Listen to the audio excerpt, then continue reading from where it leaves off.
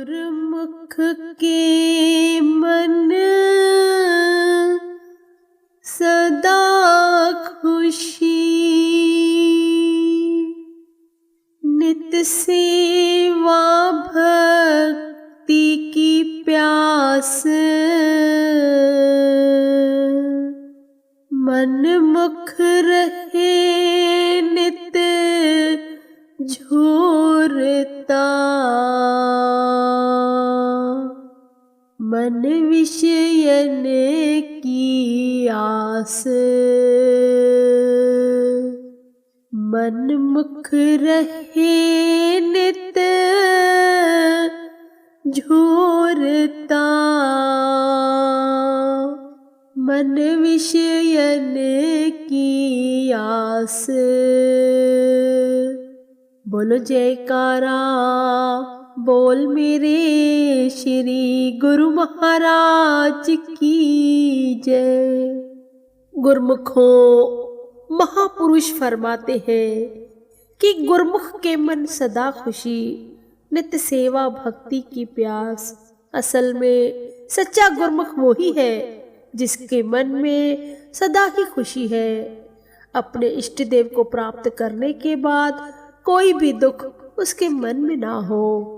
उसके हृदय में सदा ही सेवा भक्ति की प्यास होनी चाहिए। गुरुमुख के मन में हमेशा यही विचार आने चाहिए, किस प्रकार मैं दरबार की निष्काम सेवा कर सकता हूँ, महापुरुषों की आज्ञा में रह सकता हूँ।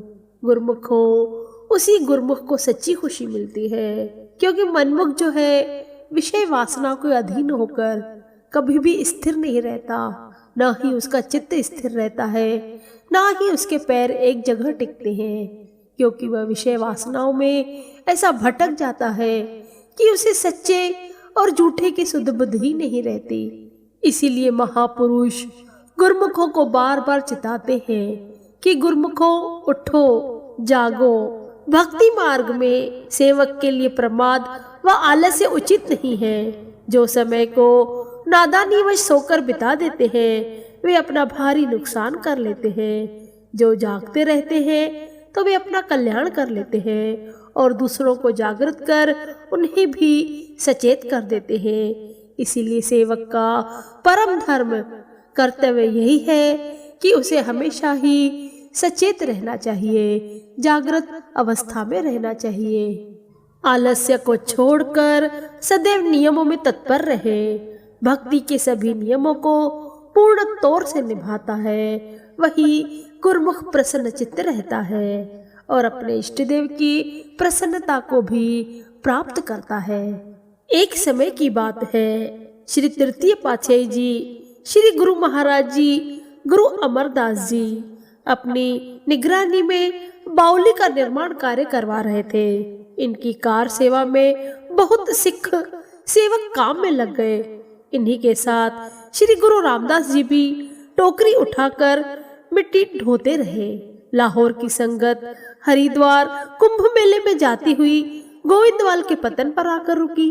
इन्हीं संगतों के बीच श्री जेठा जी की, जो कि गुरु रामदास जी थे, उनकी बराबरी के सौड़ी क्षत्रिय भी आए हुए थे। उन्होंने गुरु रामदास जी को टोकरी उठाते हुए देखा तो वे क्रोधित हो गए। कूड़ा माचारी का अहंकार और जेठा जी की बुरी हालत देखकर सभी श्री गुरु अमरदास जी के पास गए। उनके मन में गुरु जी के प्रति कोई सेवा का भाव तो था नहीं।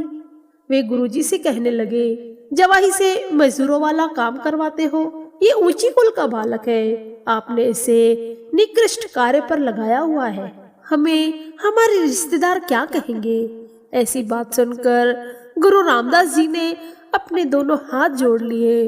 वे गुरु महाराज जी श्री तृतीय पातशाही जी से कहने लगे, महाराज, यह आपकी महिमा से अवगत नहीं है, इसीलिए बिना किसी सोच विचार के आपको बोल रहे हैं। इनके वचनों का बुरा न माने, आप इन पर अपनी कृपा दृष्टि बनाए रखें। गुरु जी जेठा जी के मन को भांप गए, जो कि गुरु रामदास जी हुए। इनके मन में संसार की लोकाचारी लोकलाज का कोई भय नहीं था। ये प्रेमा भक्ति में इतने रमे हुए थे, इतने रंगे हुए थे कि संसार क्या कह रहा है उनको कोई फर्क नहीं पड़ रहा था। तत्पश्चात श्री तृतीय पातशाही जी, गुरु महाराज जी, गुरु अमरदास जी लाहौर निवासी मुखियों से कहने लगे कि ये जो श्री जेठा जी हैं, ये गुरु रामदास जी जो है, इनके सिर पर मिट्टी की टोकरी नहीं है, ये तो जगत का छत्र है, ये आपके कुल का नाम रोशन करेंगे। ऐसे वचनों को सुनकर सभी दंग रह गए और गुरु महाराज जी को नमस्कार करते हुए आगे की ओर चल दिए।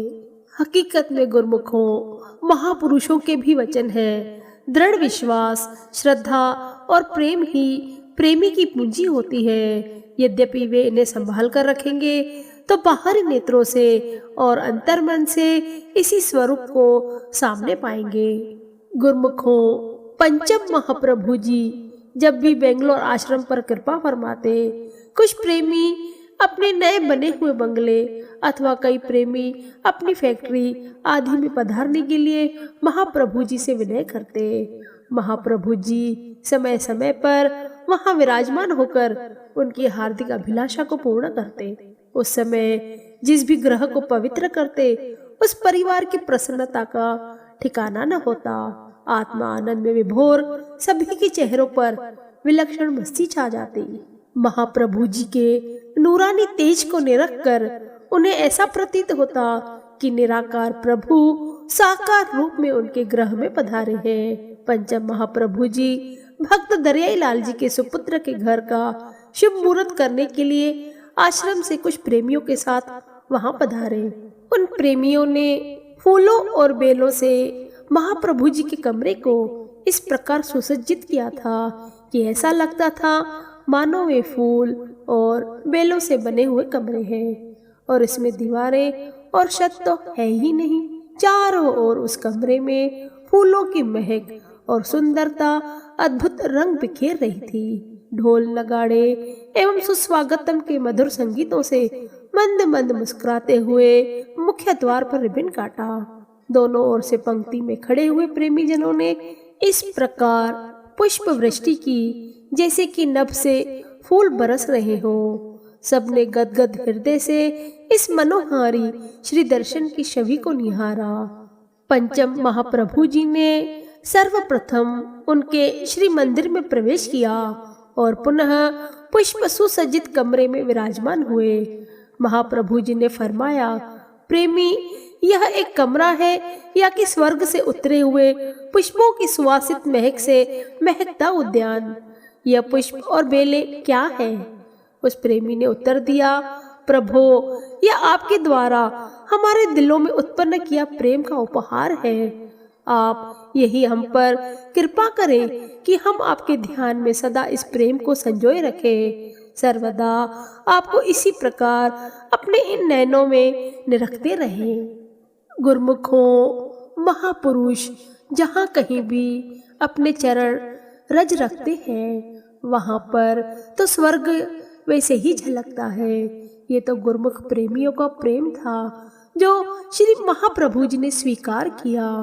महाप्रभु जी तो प्रेम के भूखे हैं, प्रेम के प्यासे हैं। वे तो खुद कर्ता करतार हैं।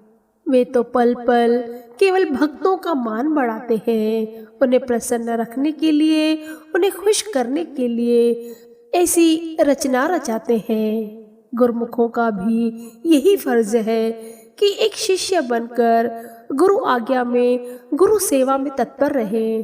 जिस प्रकार आपने सुना कि श्री जेठा जी जो कि गुरु रामदास थे, उन्होंने किस प्रकार गुरु अमरदास की आज्ञा में रहते हुए उनकी सेवा की, दरबार की निष्काम सेवा की, उनकी आज्ञा में सदैव तत्पर रहे।